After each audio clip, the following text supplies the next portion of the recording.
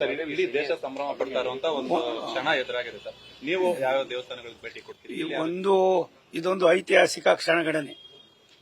ಭಾರತೀಯ ಜನತಾ ಪಕ್ಷ ಅಲ್ಲ, ಈ ರಾಷ್ಟ್ರದಲ್ಲಿರ್ತಕ್ಕಂಥ 142 ಕೋಟಿ ಜನನು ಕೂಡ ಇವತ್ತು ರಾಮವನ್ನ ಸ್ಮರಣೆ ಮಾಡತಕ್ಕಂಥದ್ದು.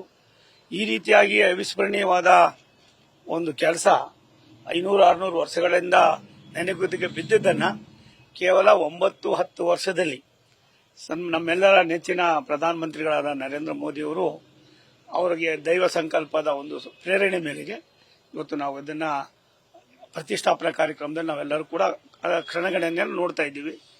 ಇಂಥ ಒಂದು ಪವಿತ್ರವಾದ ದಿನ ಭಾರತಕ್ಕೆ, ಅದಕ್ಕೆ ಯಾವಾಗಲೂ ದೊಡ್ಡವರು ಹೇಳ್ತಾ ಇರ್ತಾರೆ, ಭಾರತೀಯರಿಗೆ ಭಾರತದ ಇತಿಹಾಸಕ್ಕೆ ಎಂದೂ ಕೂಡ ಸಾವಿಲ್ಲ ಅಂತ.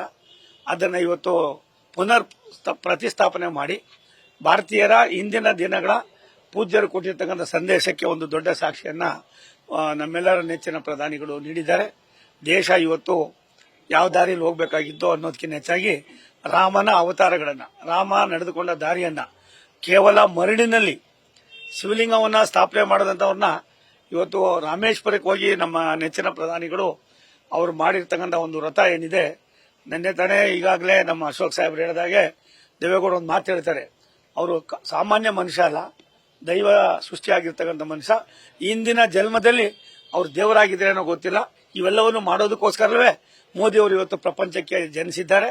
ಇಂಥ ಪುಣ್ಯದ ದಿನಗಳನ್ನ ನೋಡೋದು ನನಗೂ ಕೂಡ ಆನಂದ ಆಗಿದೆ ಅನ್ನೋ ಮಾತನ್ನ ರಾಷ್ಟ್ರದ ಮಾಜಿ ಪ್ರಧಾನಿಗಳು, ಕರ್ನಾಟಕದವರು, ನಮ್ಮವರೇ ಆಗಿರ್ತಕ್ಕಂಥ ನೆಚ್ಚಿನ ದೇವೇಗೌಡರು ಹೇಳಬೇಕಾದ್ರೆ ನನಗನ್ನಿಸ್ತದೆ, ಋಷಿ ಮುನಿಗಳು, ತಪಸ್ವಿಗಳು ಯಾರ್ಯಾರು ಏನು ಅನ್ನೋದಕ್ಕಿಂತ ಹೆಚ್ಚಾಗಿ ಇಡೀ ದೇಶ, ಈ ದೇಶದ ಸಂಸ್ಕೃತಿ, ಈ ದೇಶ ನಡೆದು ಬಂದ ದಾರಿ, ಭಾರತೀಯರ ಸೌಜನ್ಯತೆ ಮತ್ತು ಸ್ವಾಭಿಮಾನ ಎಲಂಗಿದೆ ಅನ್ನೋದನ್ನ ಇವತ್ತು ಮೋದಿಯವರು ಮತ್ತೊಮ್ಮೆ ನಮಗೆ ಪುನರ್ ಪ್ರತಿಷ್ಠಾಪನೆ ಮಾಡಿ ದೇಶದ ಎಲ್ಲರ ಹಿರಿಮೆಗೆ ಹೊಗಳಿಕೆ ಅನ್ನೋದಕ್ಕಿಂತ ಹೆಚ್ಚಾಗಿ ಆಗಬೇಕಾಗಿರ್ತಕ್ಕಂಥ ಕೆಲಸವನ್ನು ಮಾಡಿದ್ರೆ ಏನಾಗ್ತದೆ ಅನ್ನೋದಕ್ಕೆ ನಮಗೊಂದು ದೊಡ್ಡ ಕೊಡುಗೆಯನ್ನು ಕೊಟ್ಟಿದ್ದಾರೆ.